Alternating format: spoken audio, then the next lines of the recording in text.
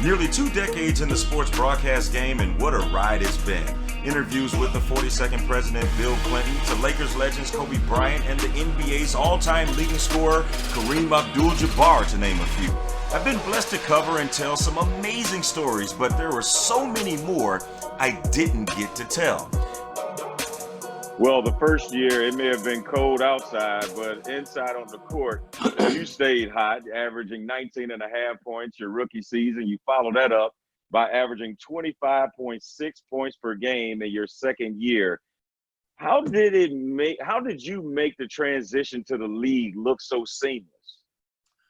Well, I had a great workout guy. I had a personal trainer in LA before it was in vogue to have personal trainers, a guy by the name of Marques Abdul-Mansur, who actually played for the Bucks briefly in the early 70s. He and Kareem were really good friends. He kind of helped refine Kareem in the skyhook. But he was a guy that was in great shape, that worked me out extremely hard. Going into my senior year at UCLA, they had just put the dunk back into college basketball.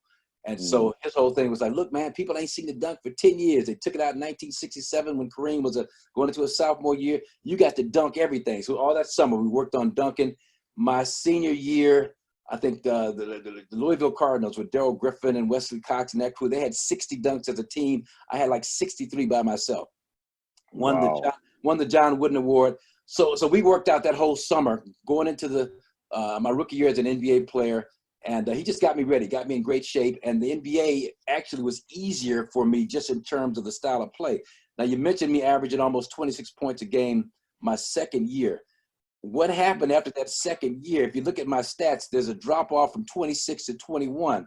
The reason for that is that Don Nelson called me into his office after my second year, heading into my third year, and told me, he asked me, like, what do you think you can average? I said, I'm planning on averaging 30. Me and Lloyd Free, World B. Free, and Iceman, George Gervin, we had this little kind of gentleman's bet who was going to be the leading scorer in the league that next year, my third year. So, like, I'm planning on averaging about 30, Coach. He's like, well, I have no doubt you can do that. But here's what I want you to do. We got a lot of good players, yourself, Junior Bridgman, Brian Winters, great balance. I want you to average 21, 22 points a game, get about 7 rebounds, play some solid defense, and not think about averaging 30 points a game. And if I had it to do all over again, Telly, I don't know. It's funny. I asked Giannis Antetokounmpo that same question. I said, if your coach told you he wanted you to go from 30 a game down to 20, what would you say? And Giannis was like, well, would it help us win? And so that was kind of my attitude. Nelly was my coach. He thought we'd be a better team with a little bit better distribution of scoring. And so if you look at my numbers, it's always around 20, 21 points a game from that point on. But that was by design because my coach had asked me to do that. And so I did it. Wow. Now, a lot of people got an all-access look at Michael Jordan's career in the Last Dance documentary. But if they paid attention closely, MJ showed who the real MJ was with the poster of you hanging in his dorm room, the famous poster. But now that it has taken on a life of itself, how does it feel to, at one point, be idolized by someone who is revered by so many? Well, it's one of the highlights of my basketball life. And when I first saw that poster, it just made sense. I mean, I'm 6'6", he's about the same size as me.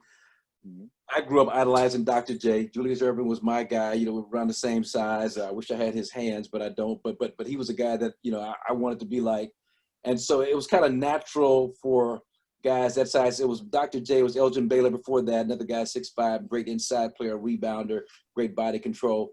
But the funny story, Michael was shooting the movie Space Jam. He's shooting the movie Space Jam out at Warner Brothers Studio in Los Angeles. He asked for all the UCLA players to come out and play just to give him some competition in the Jordan Dome, this big dome they built for him. And so I go out there with my son Chris, who's a sophomore at UCLA, and Chris is playing every day with Michael, having a great time. So this one day we're playing some 3-on-3. Dean Cain, Superman, some other guys were out there. We're playing a lightweight game of 3-on-3. And so at the end of that game, I kind of go up and gently kind of dunk the basketball. I'm like 40 years old or whatever at that time. So Michael Jordan's like, hey, old man, don't be doing that. That wasn't part of your game when you played. So I said, look, Michael, whatever I was doing, you had my poster up on your wall in college. So I must have been doing something right. He just blushed, as dark as he is. For him to blush, it's going to take a lot. He blushed. Like, man, you got me on that. But I used to love your game. So, I've always thought of that as one of the things that I'm most proud of is that a guy like a Michael Jordan really had a lot of respect for my game when he was in college. So, I must have been doing something right. And how much fun were those pickup games in the Michael Jordan Dome, they were calling it, on the set of Space Jams? I know Warner Brothers built it so he could train while he shot the movie. And like you said, you guys were invited up. How competitive, and like, what stands out the most about some of those pickup games? Well, for me, and I'm biased, but my son Chris had lost about 40 plus pounds from his freshman year to his sophomore year. So he was in great shape that summer, and Michael would always pick him on his team and encourage Chris to shoot his mid-range jump shots. And Chris had missed the mid-range jump shot against Louisville later that season, and Michael called him up and left a message on his voicemail. See, boy, I told you to work on that mid-range jump shot. I told you. So that was a highlight. But Grant Hill, Dennis Rodman, Juwan Howard, Chris Webber, Reggie Miller. I mean, you can just go on down the list of just great, and that was on the court. Off the court, you got every kind of weight machine imaginable. Tim Grover, Michael's trainer, is there every day, working Michael out. But you've also got the poker table where you got David Falk, Charles Barkley, all these Queen Latifah, Angela Bassett, all these actors falling through, hanging out. You got boombox speakers and gigantic speakers and great music. I mean, it was just such a great atmosphere. But the basketball on the court was one thing, but the action and the type of people that you're rubbing shoulders with off the court was just as special. So it was just one of the greatest basketball summers, I think, in the history of basketball summers.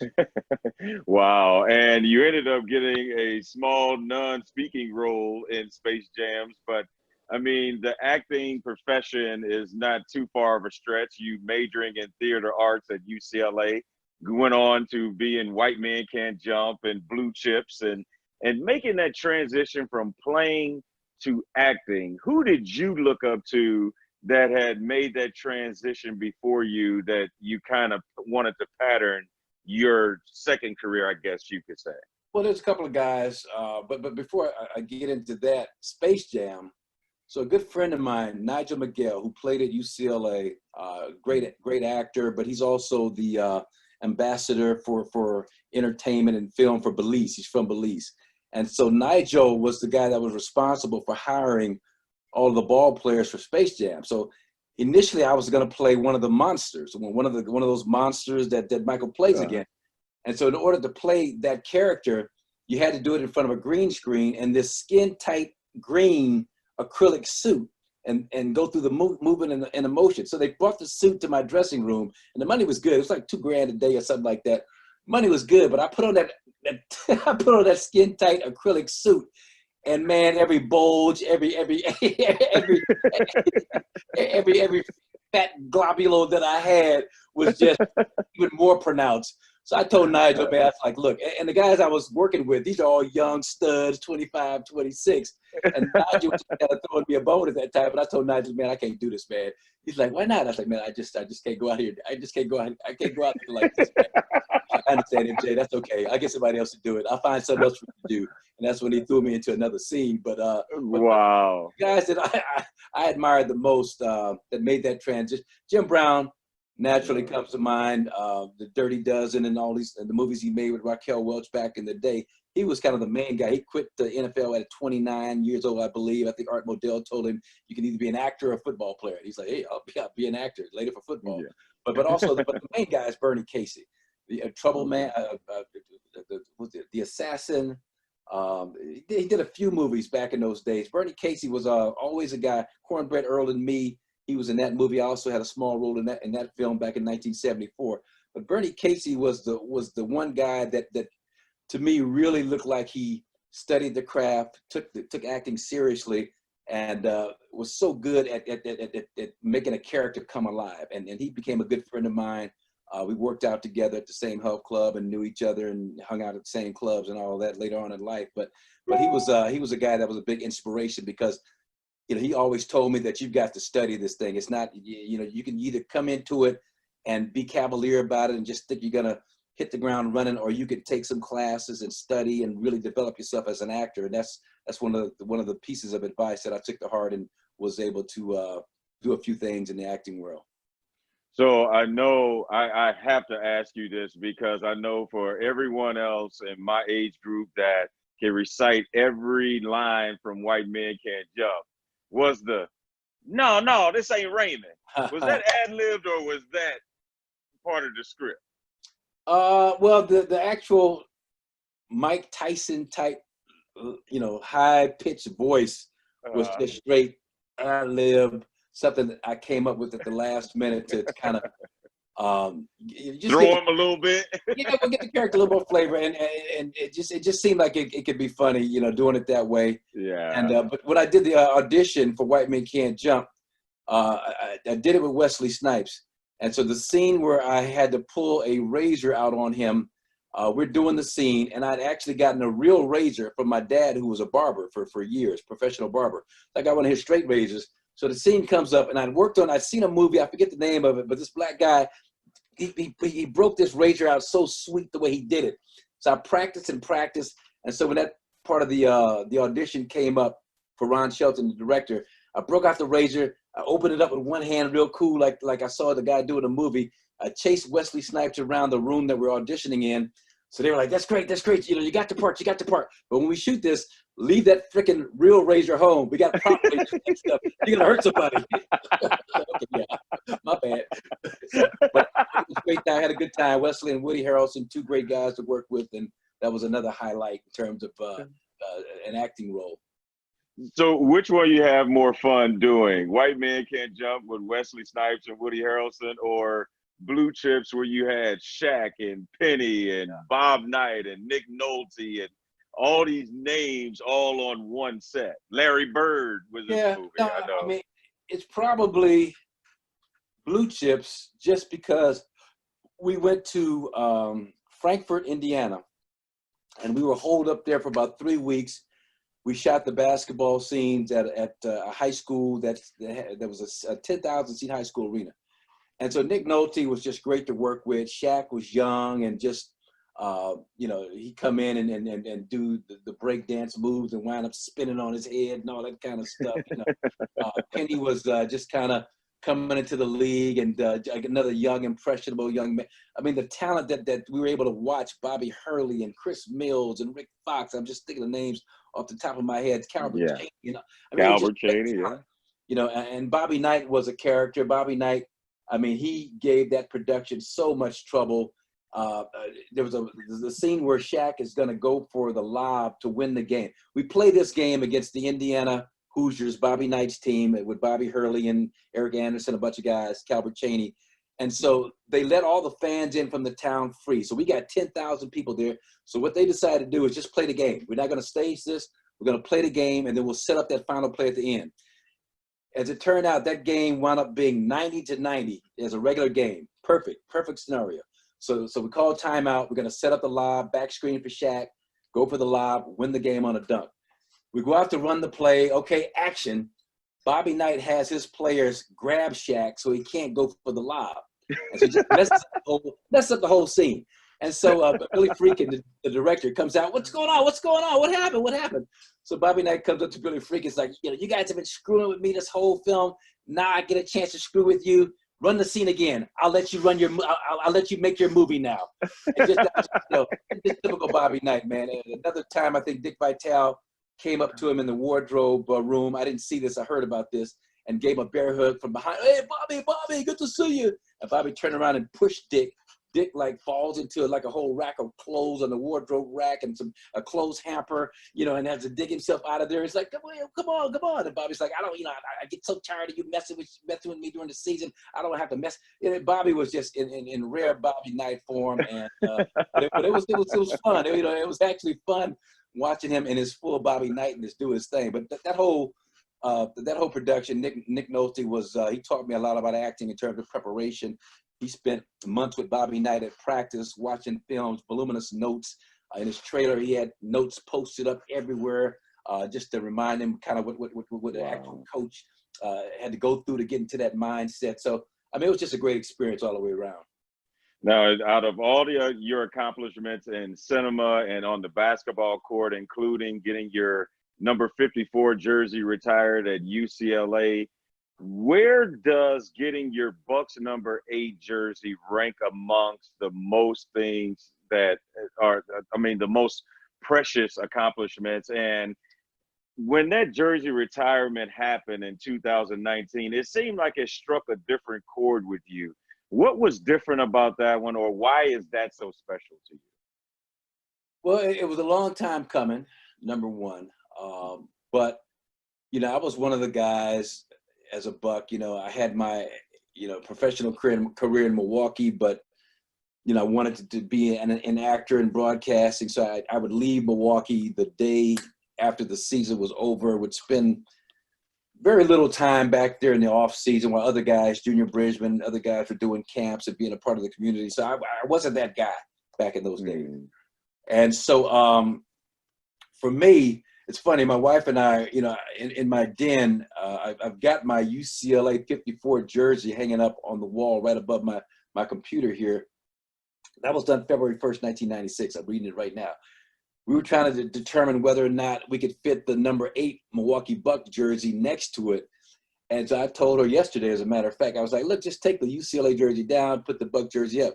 She said, why would you do that? I said, well, the Buck jersey, that retirement means a lot more to me just because it's, number one, more recent.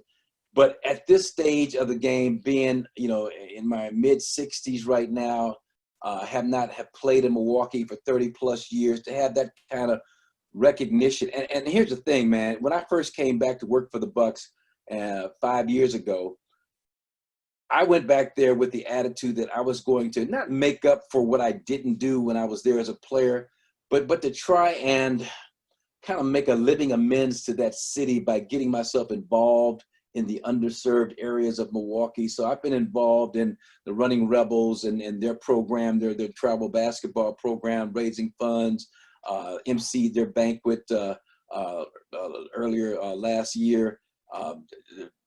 All kinds of different first stage, an acting group that does a good job of using acting and theater arts to help youngsters in underserved communities get more self-esteem and feel better about them. So I've really thrown myself into these organizations, into the community. And I think this jersey retirement by the Bucks was just kind of recognition for me being more accessible, more willing to be a part of this community and help the people of Milwaukee in any way, shape, form, or fashion that I can. And just from that standpoint, that the way number 8 was hung to the rafters. My mom was 92 at the time. Her birthday was March 25th. The jersey retirement was March 24th on a Sunday. She got a chance to fly out and see this. So, all those elements combined made that retirement of number 8 something special and one of those lifelong memories. Mid-60s, like you said, but can still dunk. Yeah. Right? Still can dunk. As long as I got a ball, I can grip really easily. Yeah. That's the secret. The basket's getting deep. The ball is like a little girl's ball, actually. But hey, you can still do it. I can still get this over the rim. So yeah. But Marques, when you reflect on it all, your life and your career, what amazes you most about where you've been and where you are now? Oh man, it amazes me that I'm back to where I started working for the Milwaukee Bucks, because I never thought after retiring from basketball, after getting traded in 1984, I'd been back, I think, for the 40th anniversary celebration in 2008 or something like that. But that was the only other time I'd really been back in Milwaukee. And just to be back in that city where it all started, to see the growth of that city on the one hand, but for me to embrace the community, to have the community embrace me the way they have, show me the love, the fans the way they have. I mean, that's been the most special thing in my life, because I never would have, I just never would have expected that this would be what I'd be doing, in my mid 60s, working back in Milwaukee for this great organization, this great team, for this, just once in a generational type player in Giannis Antetokounmpo. So it's the perfect storm of events that have come together that has made this time for me at this stage of my life the best years of my life. It's been the best years of my life, and for that I'm really grateful. And final one for you. A lot has taken place since the last time we saw an NBA game, the pandemic and protests. And I mean, we know things are going to forever be changed, but just a prediction for you, how do you foresee sports looking once it returns? And how different does the NBA how different will the NBA look when you kind of foresee the upcoming future? Man, Telly, that's a hard one, man, because right now, I mean, you just don't know what's going to happen. And the one thing that I like is that these young players, and even Kyrie Irving and Dwight Howard, guys like that who've been outspoken about resuming the season. But Avery Bradley has come out and said some really strong, aggressive things. George Hill of the Bucks has talked about what all this means to him in terms of social consciousness and police brutality and racism and all. And Kyle Korver coming out and saying whatever happens, he's going to support his black teammates. If they want to play, fine. If they don't want to play, he's going to support them. So I just believe that we're in this seminal moment, this inflection point in history that will not only, I mean, I don't know how much it's going to impact the game on the floor, but I think off the floor, not only the NBA, but other major professional leagues, as well as corporate entities and everybody else, I think they're going to be committed to infusing the kind of financial support and other types of support that underserved areas are going to need to boost the self-esteem of a whole race of people that is taking a hit over these 400 years. So people don't understand. I'm not the one that lives in the past and talk about our past history and all that and live back there. But Black people still haven't recovered from all that has happened over these past 400 years. And I think right now the concerted effort of sports leagues, the players, the NBA guys who've done a great job. Don't get me wrong, they've done a great job as it is, but even more so now because the microscope, the spotlight has been placed on the African-American community like it's never been before. And I think there's got to be something good that comes out of that. Well, Marques, we're going to end it on that. Thank you so much for taking the time to join me. Marques Johnson on Untold Truths with Telly. Appreciate it, Marques. All right, man. My pleasure.